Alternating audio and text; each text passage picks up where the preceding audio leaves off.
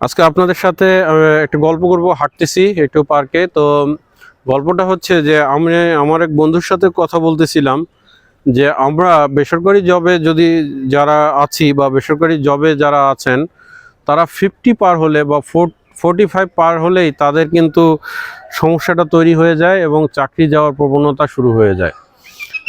এটা একটা বড় কারণ কিন্তু বাংলাদেশের রেসপেক্টে এখন দাঁড়িয়েছে বা ওয়ার্ল্ডের রেসপেক্টে। কারণ হচ্ছে কি, আপনার আস্তে আস্তে স্যালারি অ্যামাউন্টটার ডিমান্ডটা বাড়তেছে, আর কোম্পানির কিন্তু রেভিনিউ ওইভাবে বা বিজনেস ওইভাবে গ্রো করতেছে না। আপনি যখন 25 বা 30 স্যালারি গ্রো করেন তখন একটা কোম্পানি রিজনেবল অবস্থায় থাকে। আপনি যখন ম্যানেজার হন, 50 আপ হয় স্যালারি রেঞ্জ, বা 60, অনেকের 80 হয়। অনেক সময় কোম্পানি করে তখন কিন্তু ফিল্টার হয়ে যায়, অর্থাৎ তখন কিন্তু আপনার একটা ডিপার্টমেন্টে একজন লোক লাগে।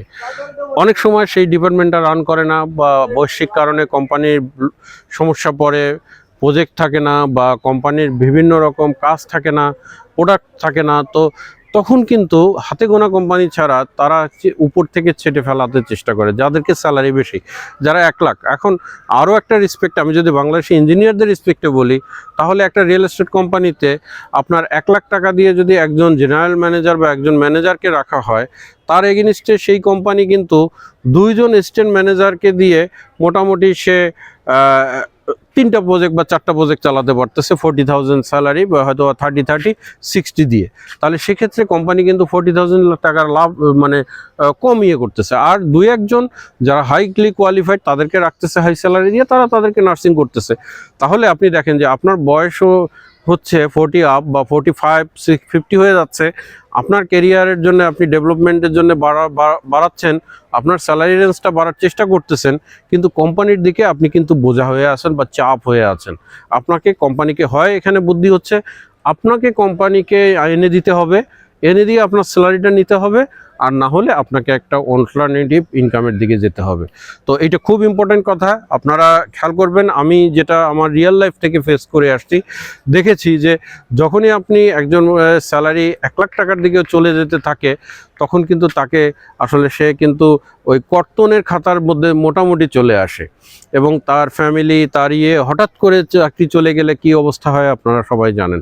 তাহলে সেক্ষেত্রে আমি বারবার যেটা বলি যে আপনি যে স্ট্রিমে আছেন সেই স্ট্রিম থেকে ফার্স্ট স্ট্রিমে আছেন বা ফার্স্ট একটা স্কিল নিয়ে আছেন, তাহলে আপনি সেকেন্ডারি স্কিল ডেভেলপ করেন, থার্ড টার্সিয়ারি স্কিল ডেভেলপ করেন, ফোর্থ স্কিল ডেভেলপ করেন। স্কিল ডেভেলপ করে আপনি সেখান থেকে আপনার স্কিলটাকে কাজে লাগান, নিজের জন্য কিছু করেন। আমি সবসময় বলি, আপনি যখন সচল তখন আপনার ভালো সময়, আপনার অচল অবস্থায় না। আপনি যখন অচল থাকবেন, আপনি যখন অচল হয়ে যাবেন, আপনাকে কেউ দেখবে না। তাহলে আপনাকে দেখতে, এটা সত্য কথা। আজকে আপনি আপনার ওয়াইফের কাছে ভালো আপনার টাকা থাকলে, আপনার ছেলের কাছে ভালো আপনার টাকা থাকলে, আপনার মেয়ের কাছে ভালো আপনার টাকা থাকলে, আপনার শ্বশুরবাড়ির কাছে আপনি ভালো টাকা থাকলে, আপনার টাকা নাই, আপনি কোথাও ভালো নাই। কিন্তু আপনি যদি টাকা থাকে, আপনি যদি টাকা আর্ন করতে পারেন, আপনি সব জায়গায় ভালো।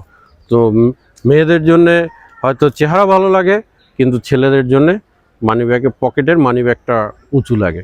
পকেটে যদি মানিব্যাগ উঁচু থাকে, আপনার সব জায়গায় আপনার রেসপেক্ট হবে, সব জায়গায় আপনি ভালো করতে পারবেন। তো সুতরাং আপনি আপনার আর টাকা আর্নিংয়ের সবচেয়ে বড় জায়গাটা হচ্ছে সময়। আপনি আপনার সময়কে আর্নিংয়ে কনভার্ট করুন যে কোনোভাবে। আমাদের সময়টাকে, যারা আপনাদের উঠে গেছে, যারা আপনারা দেখছেন সমাজে প্রতিষ্ঠিত, যারা পুরুষ, যারা সমাজে আর্নিং করছে, ভালো করছে, তারা দেখবেন যে কিন্তু টাকা আর্ন করছে সময়টাকে দিয়ে। তার প্রতি সময়ের মূল্য বেশি, তার প্রতি মিনিটের মূল্য বেশি।